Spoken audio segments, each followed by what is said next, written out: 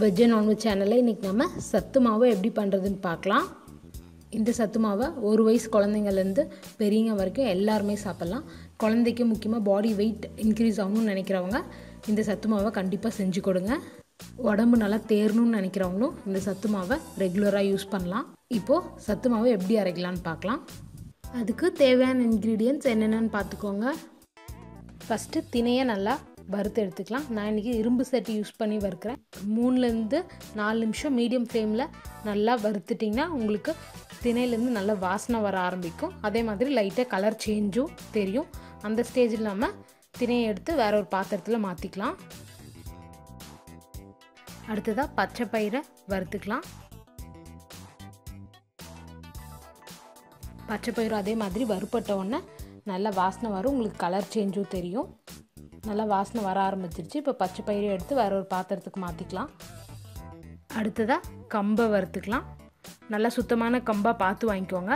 அப்படி இல்லைன்னா வீட்டில் வாங்கிட்டு வந்துட்டு நல்லா செக் பண்ணி பாருங்கள். ஒவ்வொரு டைம் கம்பில் கல்லெல்லாம் இருக்கும்.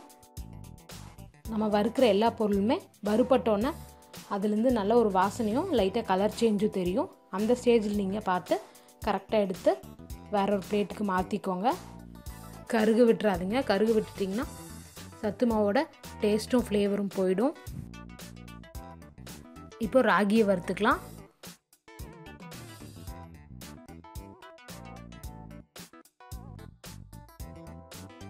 அடுத்ததாக வெள்ளை சோளம் வறுத்துக்கலாம்.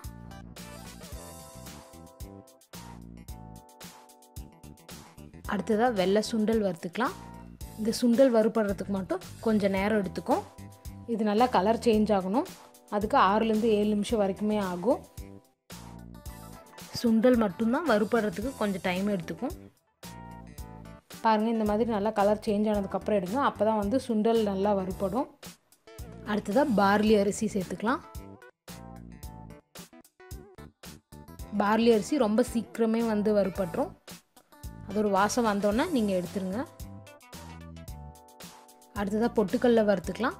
இது ஜஸ்ட் சூடேறினா போதும், ரொம்ப வறுக்கணுன்ற அவசியம் இல்லை.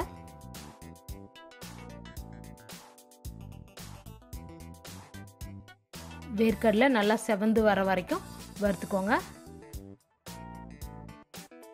இப்படி தோலெல்லாம் பிரிஞ்சு நல்லா செவந்து வரணும்.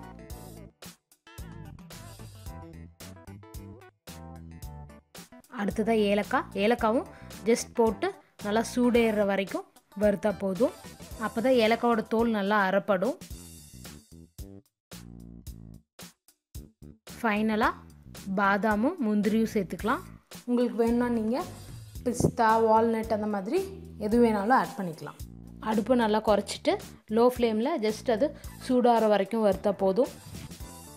எல்லா பொருளுமே வறுத்தாச்சு. இது எல்லாத்தையுமே ஒரு பிளேட்டில் கொட்டி நல்லா ஆற விடணும். மிக்சியில் அரைச்சா அந்தளவுக்கு அரைப்படாது. அதுவும் இவ்வளோ குவான்டிட்டி அரைக்க முடியாது. ஸோ மெஷினில் கொடுத்து அரைச்சி வச்சுக்கோங்க.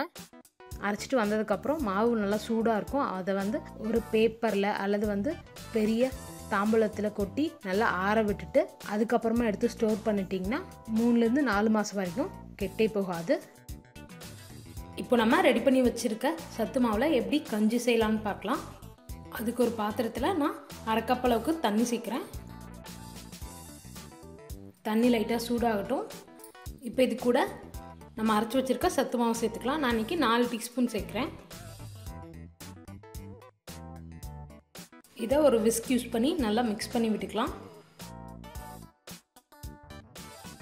இது கொஞ்ச நேரத்துலேயே நல்லா திக்காகிடும். பாருங்கள், இப்போ நமக்கு நல்லா திக்காயிடுச்சு. இப்போ இது கூட தேவையான அளவுக்கு நாட்டு சக்கரை சேர்த்துக்கலாம். நான் 3 டீஸ்பூன் சேர்த்துருக்கேன்.